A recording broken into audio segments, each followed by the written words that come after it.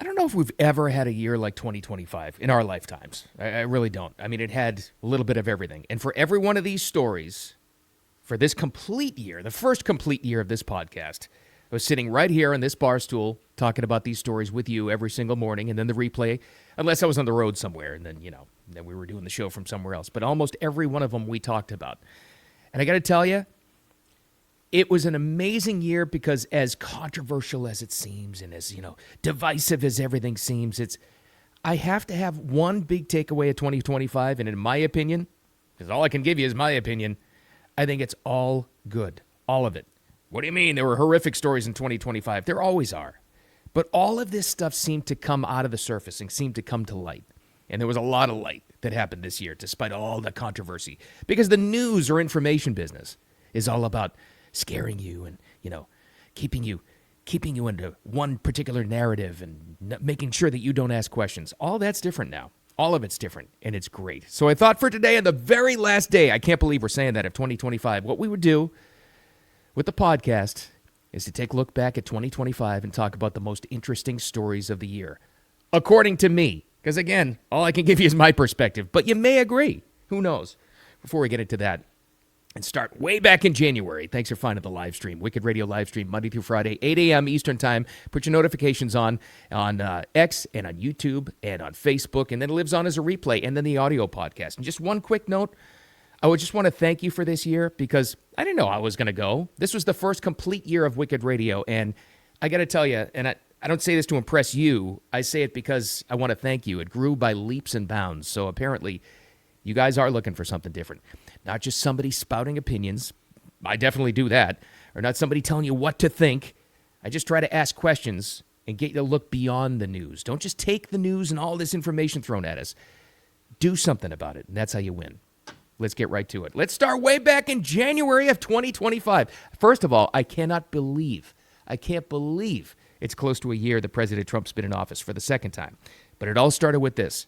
Most interesting story to me of 2025, number one, well, they're not like ranked or anything, but in order, the inauguration for the second time around. You might forget about this. I forgot about this as well.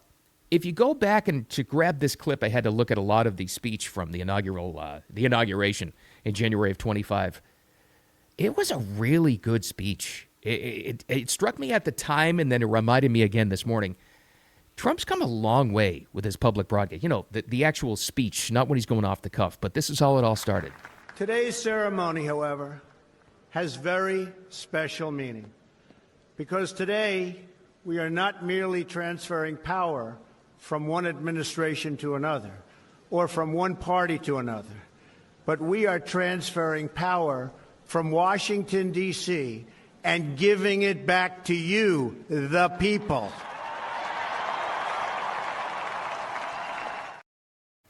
Have they accomplished that yet? Is it there? Maybe. I think we all agreed at the time this is going to take years, maybe decades, I don't know, to accomplish, to actually do exactly that. Take it out of the hands of the bureaucrats, take it out of the hands of the politicians and give it to the people. But you have to say it first to get it done.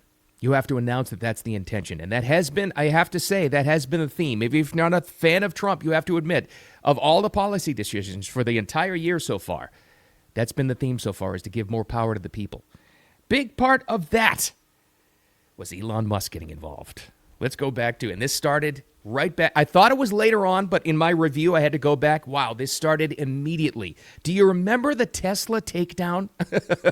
The actual there was a hashtag, there was a movement, there were posters, there was this, obviously funded by somebody. There was this obvious movement to not only the idiots to key Teslas, and then they completely forgot that Teslas have camera systems and most of those people got arrested. Not those idiots. I mean, in a larger sense. The firebombing of Tesla dealerships, let's not forget, that actually happened. And the actual organized, quote-unquote, Tesla takedown to go after Tesla dealerships, Tesla owners, and obviously Elon Musk himself. Never forget this, how organized this was. They were so brazen at the time. This quickly ended when the FBI started knocking on their doors. But there was an organized effort to do this. You had all kinds of these malcontents going on podcasts and interviews and Mainstream news was talking about it. Tesla takedown, pretending it was a news story, but they're actually promoting it. Here's a little example of this. I remember playing this at the time. Val, almost a maybe year we ago. could start off with a little bit of, can you just actually tell us what Tesla takedown is? Or Yeah, it's not takedown Tesla, it's Tesla takedown. Tesla takedown. Yeah, there's a website called teslatakedown.com, which is a website you can go to, get some background on the campaign. And it essentially is a map where anybody in the world can put an action up for targeting Tesla. And so I've been a map to geo-target Tesla dealerships, owners, people. Why? Because Elon Musk dared to support President Trump because he thought that was the best way to go for the country. Because as much as Elon Musk has done, who the hell can deny that he loves this country? The Tesla takedown.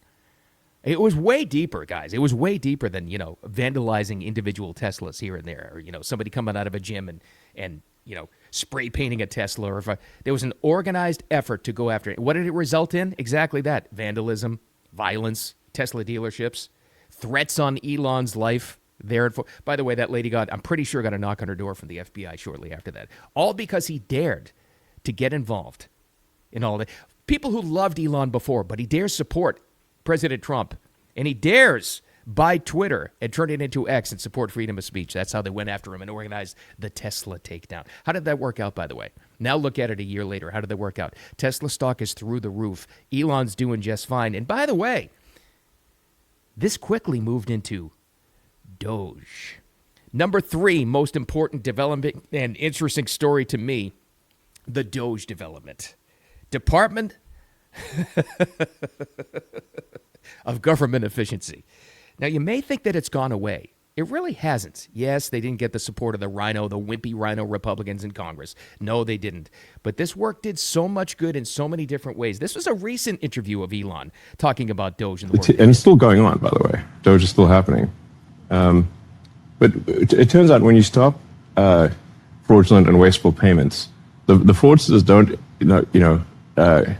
confess to this. They actually start yelling all sorts of nonsense that you're stopping essential payments to needy people. Mm-hmm. Now, the work Doge did obviously found billions of dollars in wasteful spending. He put together all of his team of nerds. Remember Big Balls? Remember that kid and all the other ones? And they all got to work and they got right away and they found all the codes. They found the fake Social Security numbers. They found all the wasteful spending. Very importantly, what they did was they discovered and truly proved the scam of NGOs, non-government organizations, where they would be set up and they all have some beautiful name like Foundation for Feeding the Children. And it never actually really is that. And they never really do anything, which you're seeing with the Somali scams these days. And they have that. But it was interesting because they're NGOs, they were funded by taxpayer money. And in many cases, there were politicians that had either family members or they themselves were part of these NGOs and were skimming off the top. They found that. Did Doge go as far as it could have gone? No. And that caused that rift. Remember that rift between Trump and Elon, and they were all mad at each other and all that other stuff. But what he said there was really important. The work of Doge still goes on. I'd say something even more important. I look at this from like a society perspective. I try to look at things from 3,000 feet. It opened the eyes of regular people like you and me to government waste and spending and corruption, which we've all known about, and the bureaucracy and the red tape and all this other crap. But it opened our eyes to exactly, number one, how bad it is. That was the bad part.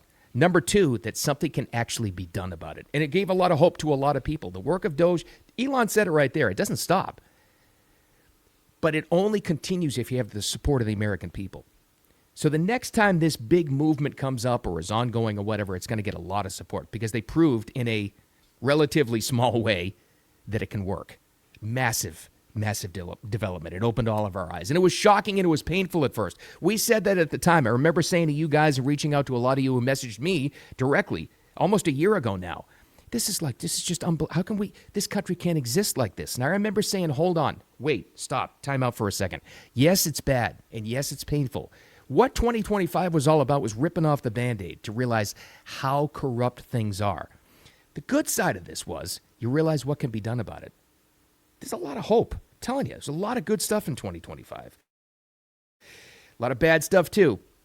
Next most interesting, according to me, story of 25 was the Palisades fire. Really, the LA fires. This happened in, early 25.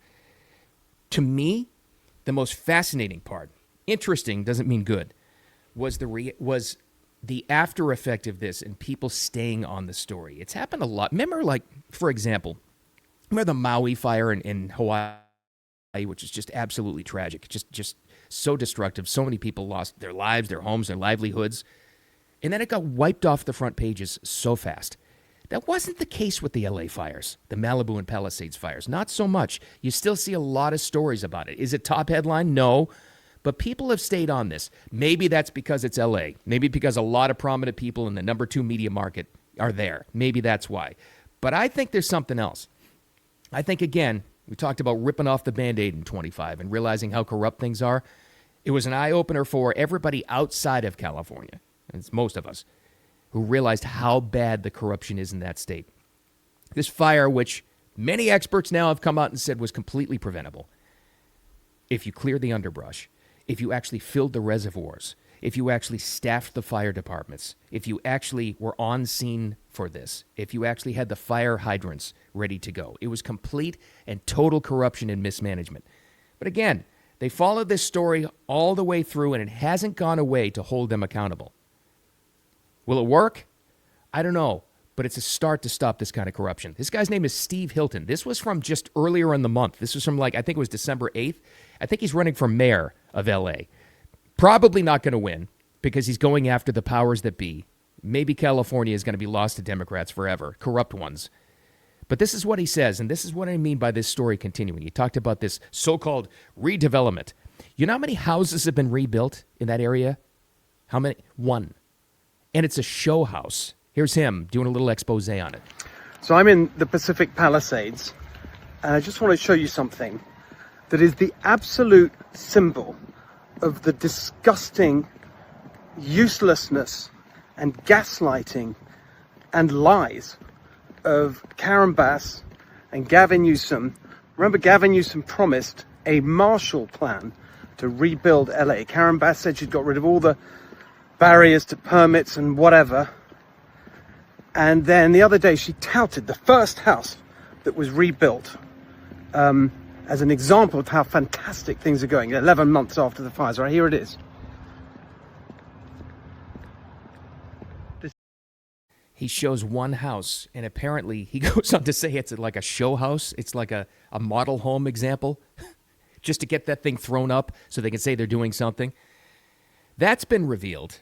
The entire country now is aware of the kind of corruption that Los Angelinos and Californians have been complaining about for years. Now the whole country is aware of it. And again, that story has not gone away.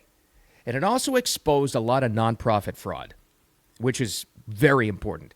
A lot of these fire benefits, there's a story, nobody can find the money, reportedly. Do you remember the big concert, the Fire Aid concert? A bunch of big bands involved with that.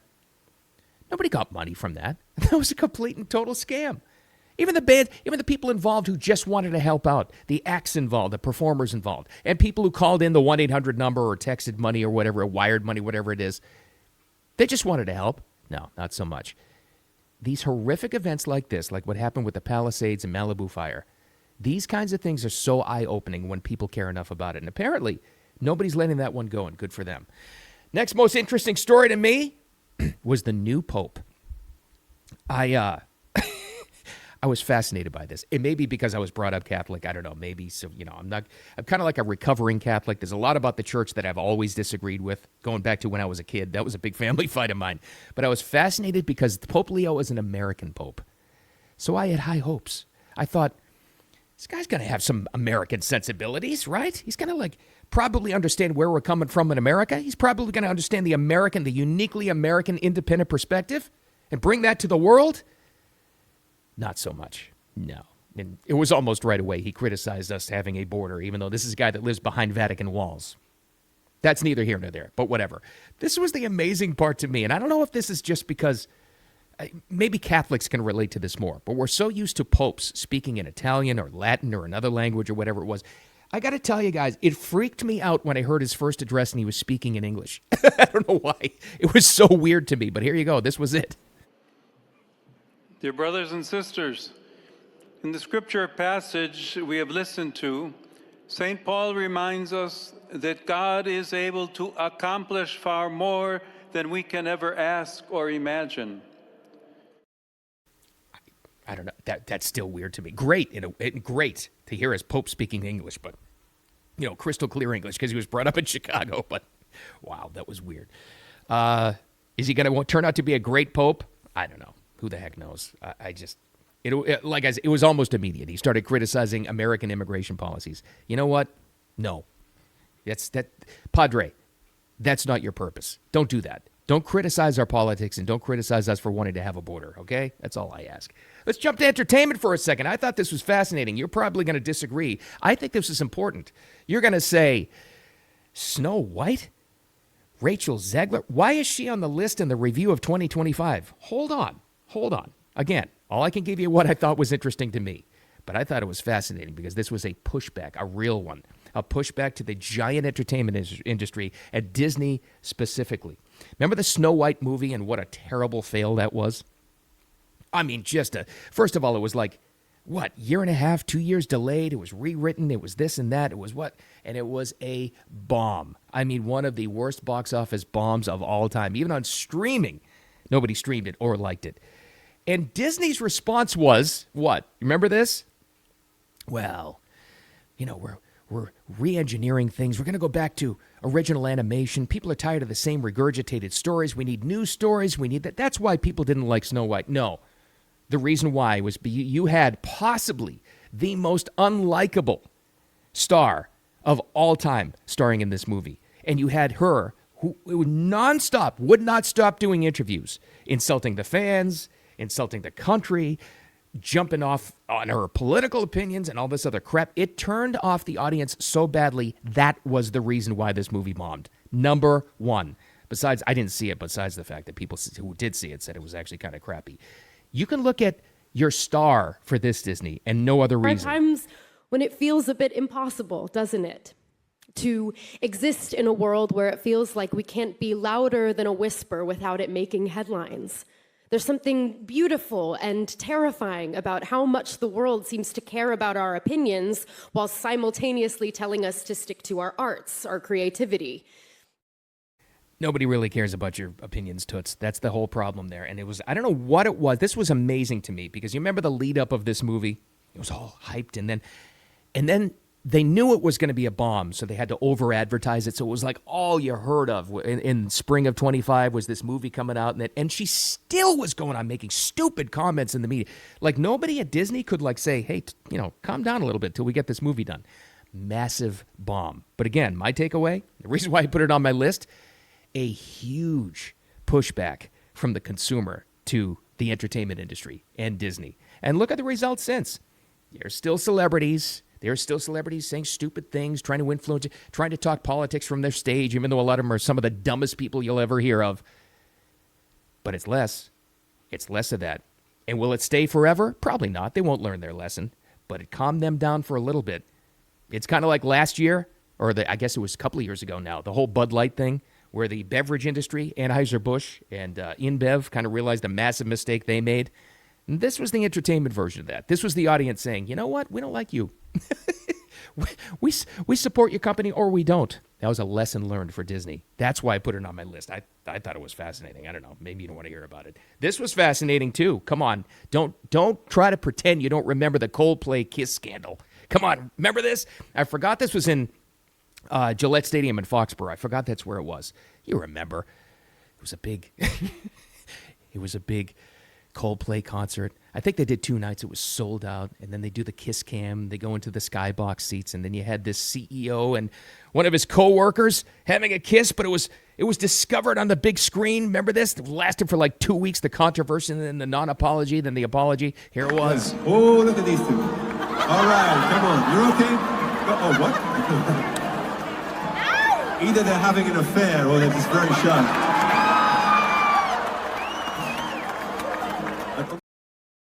Unfortunate for them, and I don't mean to laugh at them, whatever, that's somebody's personal decision. To me, it was the after effect with that was fascinating. First of all, it was a lesson for all of us that, you know what, you are on camera potentially anywhere at any time, and anybody can find you. I mean, it was just lesson learned. They certainly learned that. They didn't think they were going to be on the kiss cam, and he lost his corporate CEO job. She did too. There was a divorce involved, all that other stuff. That's their personal lives, right? But what's the takeaway from all that? The most amazing thing to me was the incoming CEO of that guy's company. Now, he lost his job, but the incoming guy was amazing. He came up with a statement at the time when he got hired, the interim guy who's now the CEO. He said, yes, it's true. It's unfortunate that this controversy has come to our company, but I'm going to use this as an opportunity to talk about all the great things we do as a company. I remember at the time saying, that's amazing. That's how you use the media. That's how you use something that's a controversy and turn it into a win. So that was actually a big story. I know, not the most important story of the world, but it was big. That dominated the headlines for a good solid week and a half, 2 weeks. We also had this. This is more serious, and this actually did matter. The ceasefire, or at least the attempt between Israel and Hamas, but most importantly, getting the hostages home. President Trump, after it happened, was speaking about it, and this is what he said. This is not only the end of a war. This is the end of an age of terror and death, and the beginning of the age of faith and hope and of God. It's the start of a grand concord and lasting harmony for Israel and all the nations of what will soon be a truly magnificent region. I believe that so. I don't know what's going to happen to that region. I don't think any of us do. Who the heck knows? I mean, you're talking about an area of the world that's been warring since the dawn of recorded history, I would guess you would actually say. Is it perfect? No. Were all the hostages returned on time? No. There's still war breaking out? Yes, of course. But you have to start somewhere. You really, truly do. And honestly, I think the heartwarming thing for me was not like I'm rooting for any political party. You know that. Not like I'm biased or on any particular side. I just root for the American people. But I saw a lot of people, even people that truly online, well-known, notable people, but also people I happen to know, in real life that despise President Trump, were willing to give him credit for this and the work that they actually did. I mean, truly, the administration. It was undeniable to even get to that point. And it taught me that even though you've got people who are so spun up about certain politics and policies, there's still that element where people can reach across and say, yeah, you know what? I don't like the guy. I'd never vote for him, but that was pretty cool. That was good progress. And I heard that a lot from a lot of different people. Like I said, both in real life and online. It was nice to see. Shortly after that was, I think, it was probably in many different ways, the most horrific story that I've ever seen in my life. I mean, you've got 9/11, you've got other tragic, horrible, horrible things that have happened in this country. And I don't want to put them on the same level or whatever. I'm just talking about as far as witnessing something in real time as disgusting as it was, and that was the assassination, the murder of Charlie Kirk. Again, these are, I'm not saying they're the best stories or most important, whatever, the most interesting to me. Because the after effect of Charlie Kirk getting assassinated, God, was that awful. You know what I'm talking about, too. I mean, there couldn't have been a camera closer to that happening. I mean, that was truly, I said it at the time, I still believe it. That was the most horrific thing I've ever seen on a screen. Not in real life. That was the most, that still gives me shivers. That was so utterly horrifying. We know he died. We know the after effect. The after effect from that, though, I truly believe this is why I put it on the list. I think they're far-reaching, and I think they're going to last a long, long time. You could talk about his work. This guy went to college campuses and tried to open up a conversation. For that, he was murdered. Let's call it for what it is. For that, he was called every possible name in the book because he pushed back against the narrative and dared to have his own opinion. You know that, and there's still people saying that. But this also happened. Don't forget about this with the Charlie Kirk story. And this gets underplayed, and it really shouldn't, because this is the most important part of it all. There were so many people after that. So many people. Another case where online I saw this, but also in my own personal life and in real life. I saw it, I witnessed it, I saw it, heard from these people. Where they heard all these names being thrown at Charlie Kirk. And thank God, and it was so heartwarming to see people actually go do their own research and look back and they say, so many examples of this, where they went back and they said, everybody's telling me that this guy was a racist and a homophobe and a transphobe and he was horrible and a Nazi and a fascist and all this stuff. I don't see it. I wasn't too aware of him before, but I'm reading back and I looked at a bunch of other speeches and I read some quotes from the book and I don't see it. Guys, I cannot, you're probably the same way. I cannot tell you how many times I actually heard that. And it was so heartwarming. There's always something good out of something absolutely horrific. Every single time. It's just like a law of the universe. The good that came out of that, if anything, was people doing their own research and pushing back against a false narrative. That was amazing to see, as horrific as it was. But then you also had scumbags out there who were being as loud as they possibly could to disparage the guy, right? Call him every name of the book. We all saw it. We all saw the video of these cretins, these creatures celebrating his murder. We all saw it. Then we also saw this. But again, from bad news, there's always good news. Remember the whole Jimmy Kimmel story? Oh, and after he said this, he cried. He said, I'm sorry, I'm getting canceled. But again, the good news was he was pushed back. But this is what got him in trouble. We hit some new lows over the weekend with the MAGA gang desperately trying to characterize this kid who murdered Charlie Kirk as anything other than one of them and doing everything they can to score political points from it. Score political points. Goes on his monologue and brings that up and says it was, quote unquote, one of them. And they're trying to score political points. This was his take on it. Well, you all know what happened, the pushback on that. And the great part is the pushback actually happened. The pushback happened from the audience. They contacted affiliates. One of the big affiliate companies took him off the air. We know what happened there for a little while.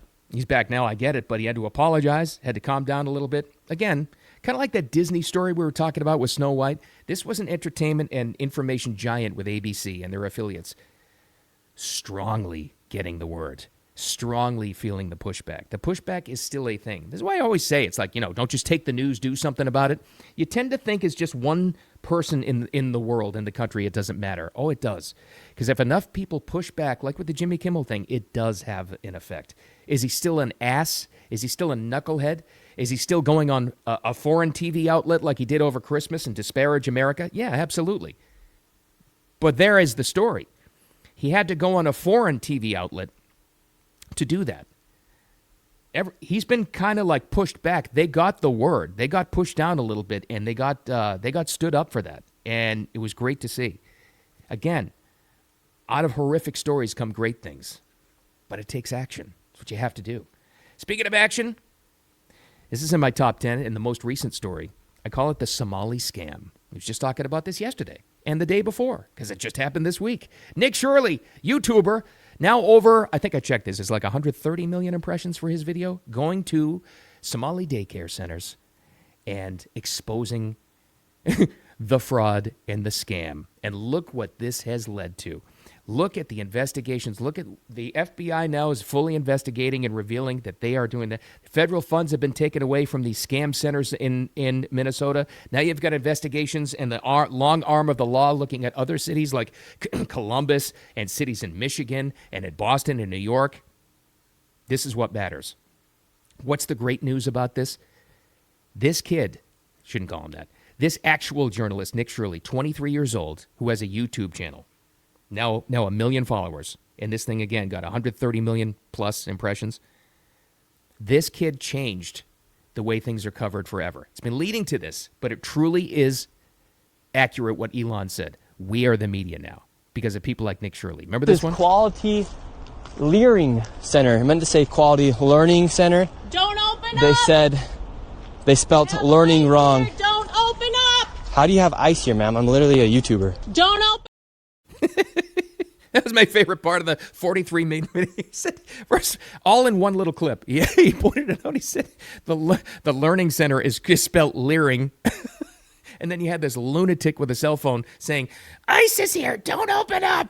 Didn't that just say it all? I mean, he exposed the fraud where there's no kids and they can't even spell learning center. And then you had a lunatic willing to support the fraud. There you go. But the takeaway is all that got exposed and had massive, massive effects to wrap up 2025. Well, those are my interesting stories. According to me, stories of 2025. You may disagree. I don't know. But all I can give you is my opinion. But the main takeaway is this.